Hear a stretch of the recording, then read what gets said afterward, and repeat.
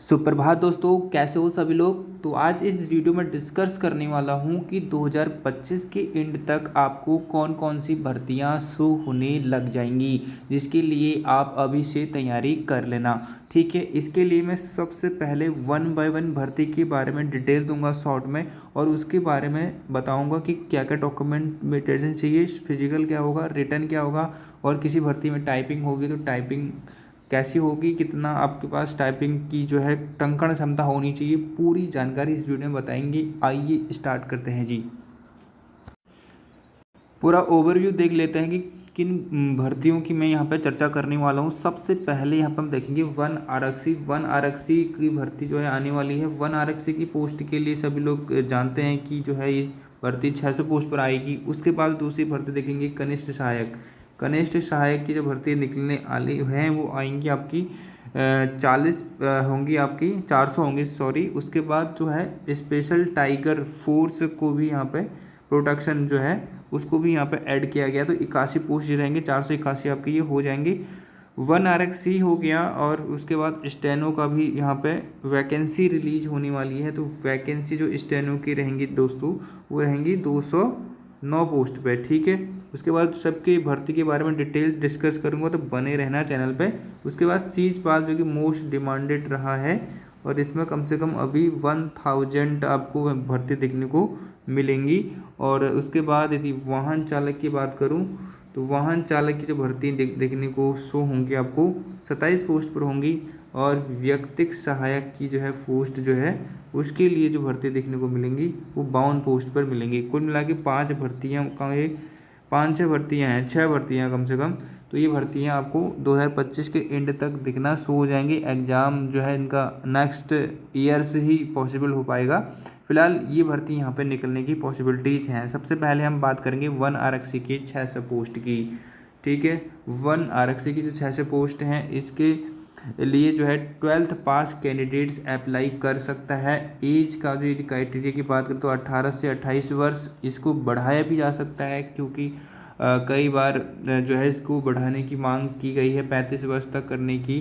फ़िलहाल अभी जो है इसकी जो है एज जो है 28 वर्ष मैक्सिमम है, और मिनिमम 18 वर्ष है। यदि अब इस एज ग्रुप के अंतर्गत आते हैं, न्यू अभ्यर्थी हैं, कैसे तैयारी करनी है उसके बारे में यदि आपको जानना है तो वीडियो बनी हुई है, वहाँ पर जाके आप चेकआउट कर सकते हैं। तो 28 यहाँ पर आपको मैक्सिमम रहेगी, तो आप तैयारी करें। इसके लिए क्या करना होगा जी, तो इसके लिए देखिए रिटर्न एग्जाम होता है। रिटर्न एग्जाम 100 मार्क्स का होता है, आप सभी को पता है। हिंदी 20 मार्क्स की होती है, उत्तराखंड जीएस 40 मार्क्स की होती है, जीएस जो होती है 40 मार्क्स की होती है। बस इसकी तैयारी आप कर लीजिए। देखिए एक मैंने यहाँ पे पीडीएफ फॉर्मेट लिया है जो कि वन आरक्षी का ही है।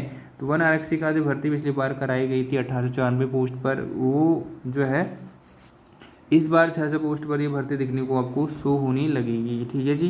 तो इसके लिए जो सैलरी का स्ट्रक्चर रहता है वो देखें, 21,700 से लेकर 69 तक रहता है। फिजिकल की बात कर लेता हूँ इसमें। इसमें जो है शारीरिक जो मापदंड होता है उसमें पुरुष का जो है 163 ऊंचाई होनी चाहिए, महिला की 150 सेंटीमीटर होनी चाहिए, सीना फुलाना जो है 5 सेंटीमीटर होना चाहिए।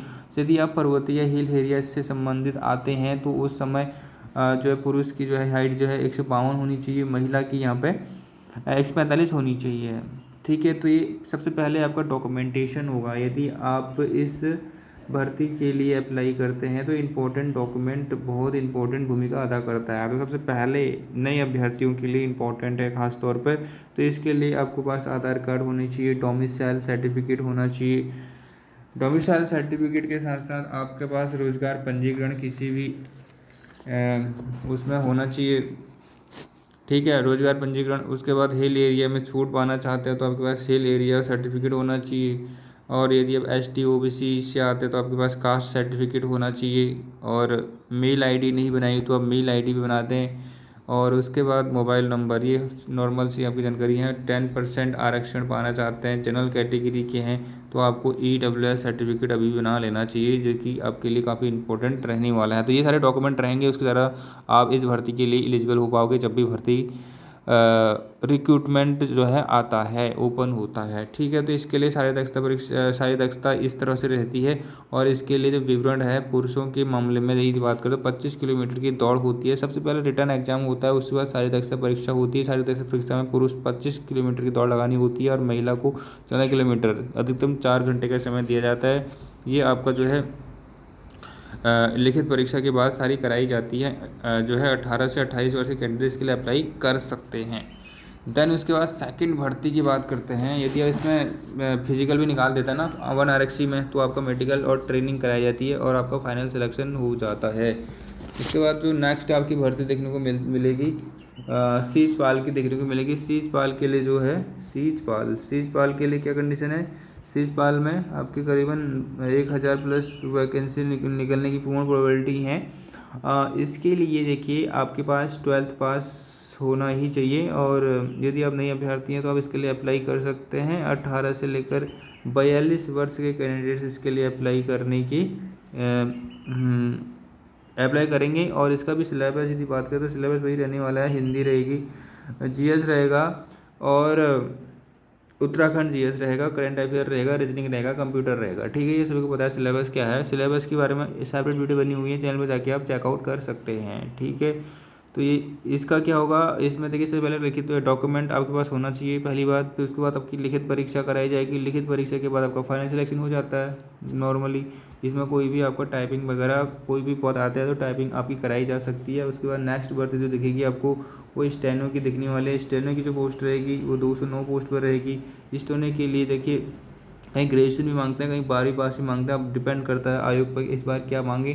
तो इसके लिए 12th पास आपका कम से कम मिनिमम आपका होना चाहिए, एलिजिबिलिटी होनी चाहिए। और इसके लिए सबसे पहले रिटर्न एग्जाम होगा, उसके बाद आपका टंकण परीक्षा कराई जाएगी, जिसके लिए जो है आपकी हिंदी में या फिर देवनागरी लिपि में 30 से 35 की वर्ड पर मिनट होना चाहिए, तभी आप इसके लिए एलिजिबल हो पाओगे।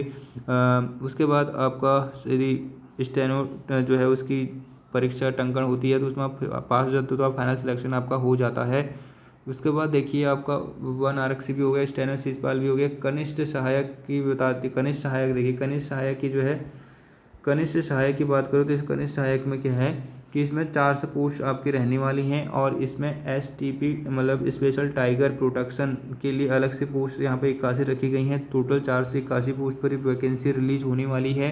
इसके लिए देखिए कनिष्ठ सहायक के लिए 12th पास कैंडिडेट्स अप्लाई कर सकते हैं। रिसेंटली UPSSC ने भर्ती निकाली थी कनिष्ठ सहायक की, और अब जो UPSSC भर्ती निकालेगा 681 पोस्ट पर ये भर्ती निकालने वाला है। ठीक है, जो टाइगर प्रोटेक्शन पोस्ट खैर 1 आरक्षी के अंतर्गत आ जाता है, और इसलिए इसके 400 पोस्ट ही रहेंगे, ये आप याद रखना। तो 400 पोस्ट जो हैं ये आपके कनिष्ठ सहायक के देखने को मिलेंगे। 12th पास कैंडिडेट अप्लाई कर सकता है। 18 से 42 वर्ष के कैंडिडेट्स के लिए अप्लाई कर सकते हैं। डॉक्यूमेंटेशन आपकी रेडी होनी चाहिए। लिखित परीक्षा कराई जाएगी। उसके बाद टंकण परीक्षा में आपका 30 वर्ड या फिर 35 वर्ड पर मिनट होना चाहिए जी, तभी आप इसके लिए अप्लाई कर सकते हैं। 4000 की डिप्रेशन आपकी 1 आवर्स में होनी चाहिए, ये आपका बिल्कुल क्लियर होना चाहिए, तभी आपका फाइनल सिलेक्शन हो पाएगा। नेक्स्ट जो आपका रहने वाला है वो है वाहन चालक। वाहन चालक के लिए बात करें तो वाहन चालक की जो यहाँ पर भर्ती निकलने वाली है 27 पोस्ट पर निकलने की पूर्ण प्रोबेबिलिटी है। और इसके लिए जो है आपके पास हैवी ड्राइविंग लाइसेंस होना चाहिए, बहुत इंपॉर्टेंट है। हैवी ड्राइविंग लाइसेंस आपके पास होगा तभी अप्लाई कर पाएंगे। इसके लिए 12th पास या 10th पास मांगते हैं, तो 12th और 10th आपके पास होनी चाहिए। इसके लिए भी लिखित प्रतियोगी परीक्षा कराई जाती है। लिखित परीक्षा क्वालिफाई करने के बाद आपका फाइनल यहाँ पे ड्राइविंग जो है चेक किया जाता है, लाइसेंस वगैरह, और उसके बाद आपकी ड्राइविंग चेक की जाती है। तो फाइनल उसके बाद जब हो जाते हैं तो आपका फाइनल सिलेक्शन यहाँ पे हो जाता है जी।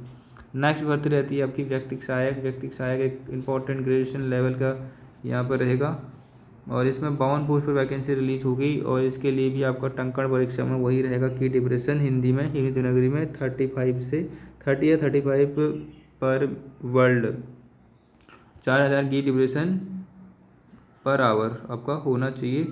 लिखित परीक्षा के बाद आपको ये टंकण परीक्षा कराई जाती है। टंकण परीक्षा पास होने के बाद आपका फाइनल सिलेक्शन हो जाता है।